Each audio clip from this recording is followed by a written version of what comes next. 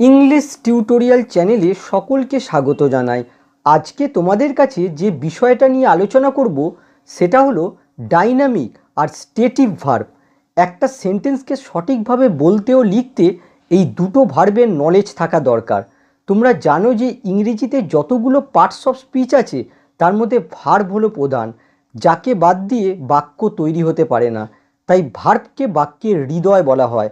ক্লাসটা খুবই গুরুত্বপূর্ণ হতে চলেছে, তাই আশা করব তোমরা শেষ পর্যন্ত আমার সাথে থাকবে। প্রথমে দেখো ভার্ব কি। A verb is a word use to indicate an action or state or both. Verb হলো একটা শব্দ যা অ্যাকশান স্টেট কিংবা অ্যাকশান স্টেট দুটোই প্রকাশ করতে ব্যবহার করা হয়।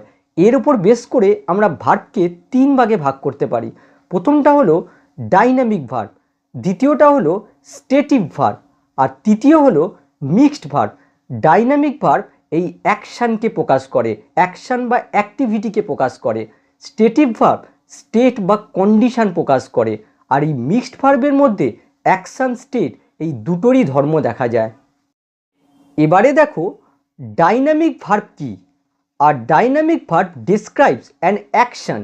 ডাইনামিক ভার্ব অ্যাকশানকে ডিসক্রাইব করে। অ্যাকশান বলতে physical or mental. Dynamic verb যেমন ফিজিক্যাল অ্যাকশানকে ডিসক্রাইব করে তেমন মেন্টাল অ্যাকশানকেও ডিসক্রাইব করতে পারে। তারপরে দেখো it is also called action verb or event verb. Dynamic ভার্বকে অ্যাকশান ভার্ব কিংবা ইভেন্ট ভার্বও বলা হয়। মনে রাখবে ইংরেজিতে অধিকাংশ ভার্বই হচ্ছে ডাইনামিক ভার্ব। তারপরে দেখো এই ডাইনামিক ভার্বকে আমরা দুটো পার্টে ভাগ করতে পারি, সেটা হচ্ছে transitive verbs are intransitive verbs. এই ভার্বগুলো নিয়ে আমার একটা ভিডিও আছে, বেসিক গ্রামার প্লেলিস্টে পেয়ে যাবে। এবারে কতগুলো ডাইনামিক ভার্বের এক্সাম্পল দেখো। এখানে দেখো run, walk, jump, swim, climb, eat, write, play. এই ভার্বগুলোকে দেখে বুঝতে পারছো ফিজিক্যালি কোনো অ্যাক্টিভিটি করা হচ্ছে। তারপরে দেখো থিঙ্ক, ড্রিম, লাভ, ক্রাই, এগুলো মেন্টাল অ্যাক্টিভিটি বোঝাচ্ছে। আশা করি বুঝতে পেরেছো। এবারে কতগুলো বাক্য দেখো। হি ক্লাইম্ব দ্য ট্রি, সে গাছে আরোহণ করেছিল। সাবজেক্ট কি করেছিল? গাছে আরোহণ করেছিল। দেখো ফিজিক্যাল অ্যাক্টিভিটি বোঝাচ্ছে। পরেরটা দেখো we drink a lot of water, আমরা প্রচুর পরিমাণ জল পান করি। এখানে দেখো সাবজেক্ট কি করে? প্রচুর পরিমাণ জল পান করে। দেখো ফিজিক্যাল অ্যাক্টিভিটি বোঝাচ্ছে। পরেরটা দেখো they have danced at the party, subject কি করেছে? পার্টিতে নেচেছে। দেখো ফিজিক্যাল অ্যাক্টিভিটি বোঝাচ্ছে। পরেরটা দেখো they will play football tomorrow, subject কি করবে? আগামীকাল ফুটবল খেলবে। প্রত্যেক ক্ষেত্রেই দেখতে পাচ্ছ সাবজেক্ট কোনো না কোনো অ্যাক্টিভিটি করছে। ডাইনামিক ভার্বগুলোকে আমরা কন্টিনিউয়াস টেন্সে প্রচুর ব্যবহার করে থাকি। এখানে একটা বিষয় তোমাদের বলে রাখি, স্টেটিভ ভার্বকে আমরা কন্টিনিউয়াস ফর্মে ব্যবহার করি না। যেমন এই বাক্যগুলো দেখো, he is drawing a picture, সে কি করছে? না একটা ছবি আঁকছে। দেখো ফিজিক্যালি কিছু অ্যাক্টিভিটি বোঝাচ্ছে। পরেরটা দেখো the girl is reading a story book, মেয়েটা কি করছে? না একটা গল্পের বই পড়ছে। পরেরটা দেখো দে আর টকিং ভেরি লাউডলি, তারা কি করছিল? না খুব উচ্চ স্বরে কথা বলছিল। আবার দেখো the baby is crying bitterly, শিশুটা খুব কাঁদছে। শিশুটা কি করছে? না খুব কাঁদছে। দেখো সবকটাই ফিজিক্যালি অ্যাক্টিভিটি বোঝাচ্ছে। আশা করি ডাইনামিক ভার্বের কনসেপ্টটা তোমরা ক্লিয়ার করতে পেরেছো। এবারে দেখো স্টেটিভ ভার্ব। আর stative verb expresses the state or condition of something. Stative verb কোনো কিছুর স্টেট বা কন্ডিশন অর্থাৎ অবস্থা প্রকাশ করে। এখানে কোনো অ্যাক্টিভিটি দেখা যায় না। It is also called non progressive or non continuous verb. Stative ভার্বকে আমরা নন প্রোগ্রেসিভ অথবা নন কন্টিনিউয়াস ভার্ব বলে থাকি। কেন আমরা স্টেটিভ ভার্বকে নন প্রোগ্রেসিভ বা নন কন্টিনিউয়াস ভার্ব বলি? দেখো it can never be used in continuous tense. Continuous টেন্সে একে কখনোই ব্যবহার করা যায় না। But in informal English we sometimes use the continuous form of the stative verb. কিন্তু ইনফর্মাল ইংলিশে আমরা কোনো সময় স্টেটিভ ভার্বের কন্টিনিউয়াস ফর্ম ইউজ করি। আর মনে রাখবে স্টেটিভ ভার্ব সাধারণত সিম্পল প্রেজেন্টে ইউজ করা হয়। স্টেটিভ ভার্বগুলোকে মনে রাখার জন্য আমরা কতগুলো টাইপে ভাগ করতে পারি। যেমন 1 নম্বর দেখো, স্টেট অফ বিং, বি ভার্বগুলোকে বোঝায়, is, am, are, was, were. 2 নম্বর দেখো, verbs of possession. Verbs of possession কি? কোনো কিছুর অধিকারে থাকা বোঝায়, have, possess, own, belong, contain, consist, include, involve. আবার দেখো verbs of perception. Verbs of perception বলতে 5টা ইন্দ্রিয়র সাহায্যে যে ভার্বগুলোকে উপলব্ধি করা যায়। এক্সাম্পল দেখো, see, hear, feel, taste, smell, sound. আবার দেখো verbs of appearing. Verbs of appearing বলতে কাউকে দেখে কিছু মনে হওয়া। এক্সাম্পল দেখো, লুক, সিম, অ্যাপিয়ার। 5 নম্বর দেখো, verbs of emotion or feeling. যেসব ভার্ব আবেগ বা অনুভূতি প্রকাশে সাহায্য করে। কি কি? Like, dislike, love, hate, prefer, hope, desire, wish, mind, fear, need, want. 6 number দেখো, verbs of thought or opinion. যেসব ভার্ব ওপিনিয়ন কিংবা থট প্রকাশে সাহায্য করে। Think, believe, trust, suppose, agree, know, mean, imagine, guess, recognise, understand, doubt, suspect, remember, forget, promise. আবার 7 নম্বর দেখো, verbs of measurement. পরিমাপের ক্ষেত্রে যেসব ভার্ব ব্যবহার করা হয়, ওয়ে, মেজার। তোমরা ইচ্ছা করলে এই ভার্বগুলোর স্ক্রিনশট নিয়ে রাখতে পারো। স্টেটিভ ভার্বের ওপর কতগুলো বাক্য দেখো। হি এগ্রি টু মাই প্রপোজাল। সে আমার প্রস্তাবে রাজি হয়েছিল। দেখো এগ্রি ভার্ব ওপিনিয়ন প্রকাশে সাহায্য করে, সুতরাং এটা হচ্ছে স্টেটিভ ভার্ব। এখানে কোনো রকম অ্যাকশান হচ্ছে না। আবার দেখো, the girl seems to be angry. মেয়েটা রাগী বলে মনে হয়। এখানে দেখো সিম হচ্ছে verbs of appearing, stative verb. পরেরটা দেখো, do you believe in ghost. তুমি কি ভূতে বিশ্বাস করো? এখানে দেখো বিলিভ ওপিনিয়ন প্রকাশে সাহায্য করে, সুতরাং এটা হচ্ছে স্টেটিভ ভার্ব। আবার দেখো, মতি ইজ মাই ফেভারিট ডগ। এখানে দেখো ইস হচ্ছে state of being. State of being বলতে কি বোঝাচ্ছে? যে সাবজেক্ট কি বা কেমন বোঝাতে এইসব ভার্ব ব্যবহার করা হয়। দেখো মতি কি যদি আমরা প্রশ্ন করি তাহলে তার উত্তর হবে মতি হচ্ছে আমার প্রিয় কুকুর। তার মানে ইস হচ্ছে স্টেট অফ বিং, এটা হচ্ছে স্টেটিভ ভার্ব। তাহলে এই ভার্বগুলোকে দেখে বুঝতে পারছো এখানে কোনো রকম অ্যাকশান হচ্ছে না, সুতরাং এই ভার্বগুলো হচ্ছে স্টেটিভ ভার্ব। 5 নম্বর দেখো, আই হ্যাভ আ কার। আমার একটা গাড়ি আছে। এই হ্যাভ পজিশন বা অধিকার বোঝায়, সুতরাং এটা হচ্ছে স্টেটিভ ভার্ব। আবার দেখো, I want a bike for Christmas. আমি খ্রিস্টমাসের জন্য একটা বাইক চাই। এই ওয়ান্ট ইমোশন প্রকাশে সাহায্য করে, তার জন্য এটা হচ্ছে স্টেটিভ ভার্ব। আবার দেখো, I appreciate your valuable help. আমি তোমার মূল্যবান সাহায্যের জন্য কৃতজ্ঞ বোধ করি। এই অ্যাপ্রিসিয়েটও ইমোশন প্রকাশে সাহায্য করে, এটা হচ্ছে স্টেটিভ ভার্ব।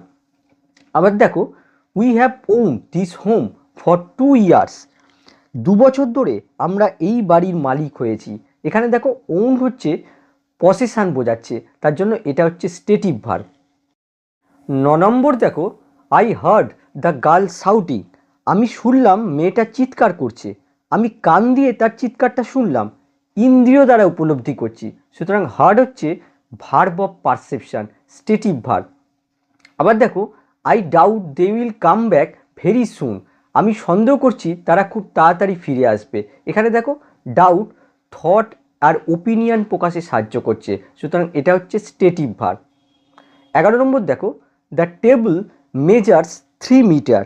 টেবিলটার মাপ 3 মিটার। দেখো বাংলা বাক্য দেখে বুঝতে পারছো টেবিলটার মাপ। দেখো এখানে কোনো অ্যাকশান হচ্ছে না। এই মেজার পরিমাপ প্রকাশে সাহায্য করে, মেজারমেন্ট, সুতরাং এটা হচ্ছে স্টেটিভ ভার্ব। এবার দেখো, stative verbs can not be used in the continuous forms. Stative ভার্বকে আমরা কন্টিনিউয়াস ফর্মে কখনোই ইউজ করি না। যেমন দেখো, he is wanting to speak with them. সে তাদের সাথে কথা বলতে চাইছে। দেখো চাইছে, তার জন্য আমি এখানে এনেছি ইজ ওয়ান্টিং, কন্টিনিউয়াস ফর্ম ব্যবহার করেছি। কিন্তু দেখো বাক্যটা ভুল আছে। ওয়ান্ট ভার্বকে কখনোই আমরা কন্টিনিউয়াস ফর্মে ব্যবহার করি না। তার কারণ হচ্ছে ওয়ান্ট ইমোশান প্রকাশে সাহায্য করে, এটা হলো স্টেটিভ ভার্ব, তার জন্য এর কন্টিনিউয়াস ফর্ম কখনোই ইউজ করা যাবে না।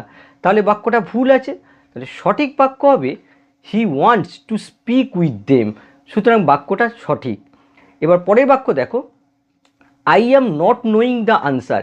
একইভাবে দেখো এই নো ওপিনিয়ন প্রকাশে সাহায্য করে, এটা হচ্ছে স্টেটিভ ভার্ব, এর কখনোই কন্টিনিউয়াস ফর্ম ব্যবহার করা যাবে না। বাক্যটা ভুল আছে, তাহলে সঠিক বাক্য হবে I don't know the answer. বাক্যটা সঠিক। 3 নম্বর দেখো, she is really liking you. দেখো লাইক আবেগ বা অনুভূতি প্রকাশে সাহায্য করে, এটা হচ্ছে স্টেটিভ ভার্ব, এর সাথে কখনোই আইএনজি যুক্ত হবে না।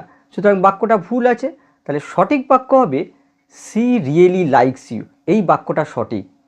আবার দেখো দে আর নিডিং হেল্প নাও। এই নিডও এই লাইক ভার্বের মতো আবেগ বা অনুভূতি প্রকাশে সাহায্য করে, এর সাথে কখনোই আইএনজি যুক্ত হবে না। সুতরাং এই বাক্যটা ভুল আছে, তাহলে সঠিক বাক্য হবে দে নিড হেল্প নাও। এই বাক্যটা সঠিক। পরেরটা দেখো, I am seeing a nice bird. এরকম বাক্য তোমরা দেখতে পাবে না। দেখো কখনোই এই সি এর সাথে আইএনজি যুক্ত হয় না। সি হচ্ছে verb of perception, stative verb. সুতরাং এই বাক্যটা ভুল আছে, তাহলে সঠিক বাক্য হবে I C a nice bird. এই বাক্যটা সঠিক। 6 নম্বর দেখো, the car is belonging to me.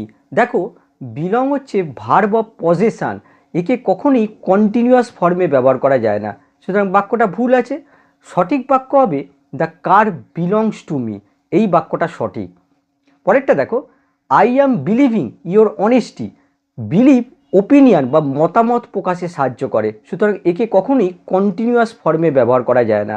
বাক্যটা ভুল আছে, সঠিক বাক্য হবে আই বিলিভ ইয়োর অনেস্টি। এই বাক্যটা হলো সঠিক। মনে রাখবে বিলিভকে কখনোই কন্টিনিউয়াস ফর্মে ব্যবহার করা যায় না। পরেরটা দেখো, I am understanding your problem. দেখো আন্ডারস্ট্যান্ডও এই বিলিভের মতো ওপিনিয়ন বা মতামত প্রকাশে সাহায্য করে, সুতরাং একে কখনোই কন্টিনিউয়াস ফর্মে ব্যবহার করা যায় না।